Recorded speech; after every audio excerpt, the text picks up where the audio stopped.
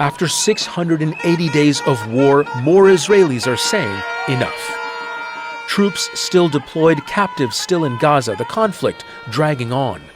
Frustration is growing with the Prime Minister's repeated promises of victory.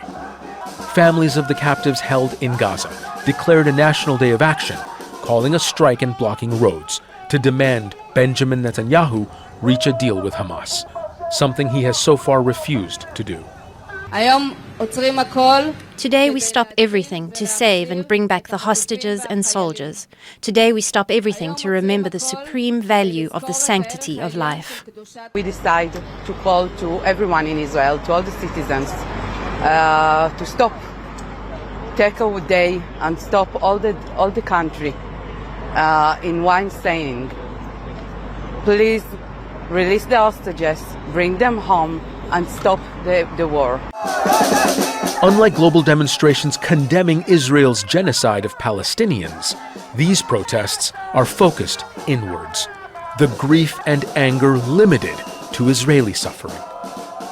The entire focus of this is on the hostages, not necessarily on ending the war, not on what's going on in Gaza, not on the political endgame, which does not exist, but just on the hostages. In Israeli media and public discourse, there is little talk of a political solution or even acknowledgement of the extreme suffering caused to Palestinians in Israel's name.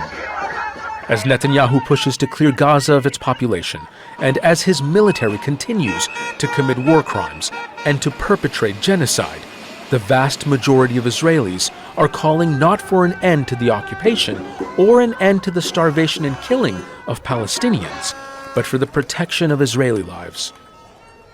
There's a collective responsibility. The Israeli society is to be answered for this now, because Israel is a democratic country. Netanyahu is an elected official.